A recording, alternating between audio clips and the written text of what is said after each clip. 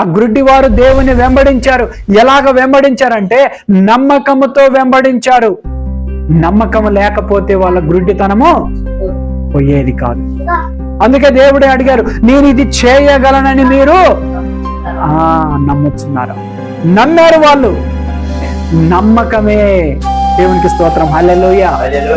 యేసయ్య దగ్గరకు వస్తున్న మన పెట్టుబడి ఏమిటంటే, ఒక క్రైస్తవుడిగా మనం అభివృద్ధి చెందాలి అన్నా, దేవుడు మనల్ని ఆశీర్వదించాలి అన్నా, ఒక క్రైస్తవుడిగా ప్రసిద్ధి గాంచాలన్నా, దేవుని దగ్గర నుంచి మేలు పొందుకోవాలన్నా మన పెట్టుబడి ఏంటయ్యా అనంటే నమ్మకమే. దేవునికి స్తోత్రం. హల్లెలూయా. నమ్మకం లేకపోతే మనం దేవుని దగ్గరికి రావటమే వ్యర్థమండి.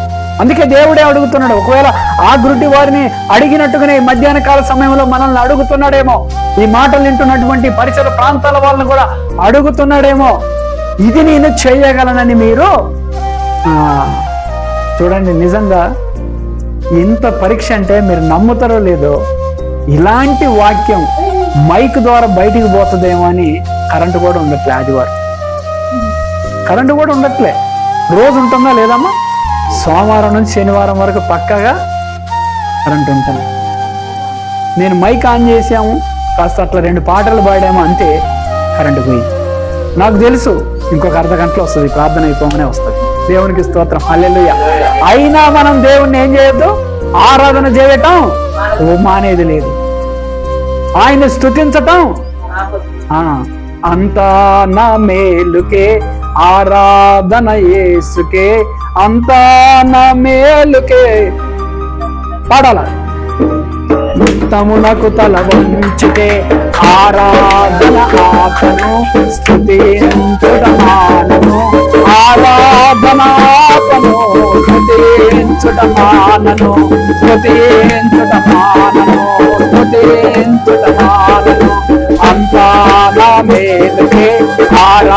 ఆరాధన అది మనం స్తుతించుట, అది ఆరాధన ఆగొద్దు.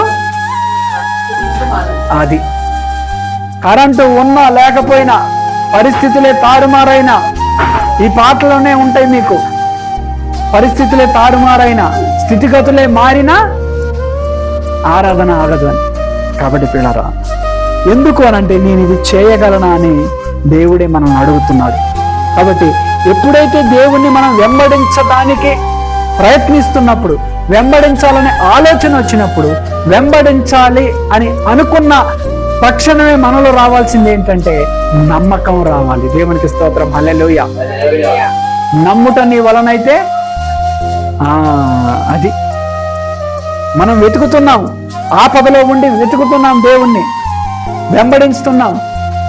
అలాంటి సమయంలో దేవుడు మనకి ఉత్తరం ఇవ్వాలి అని అంటే మనం నమ్మకంతో ఆ గుడ్డివారు ఏ విధంగా అయితే మరి దేవుని దగ్గర నుంచి నమ్మకంతో చూపును పొందుకొని విశ్వాసంతో తిరిగి వెళ్ళారు. ఈ రోజున ఆత్మీయంగా మూయబడినటువంటి నేత్రాల గురించి మనం మాట్లాడుకుంటే, ఒకవేళ ఆ నేత్రాలు తెరబడతాయని, ఆ నేత్రాలు దేవుడు తెరవగలనని, ఆ నేత్రాలకి దేవుడు దేవుని చూసే చూపు ఇవ్వగలనని, ఒకవేళ మనము గినక ఆపదలో ఉండి ఆయనకి మొరపెడితే, వెతికితే, వెంబడిస్తే, అది నమ్మకంతో చేసినప్పుడు తక్షణమే దేవుడు చేస్తాడు. దేవునికి స్తోత్రం. హల్లెలూయా.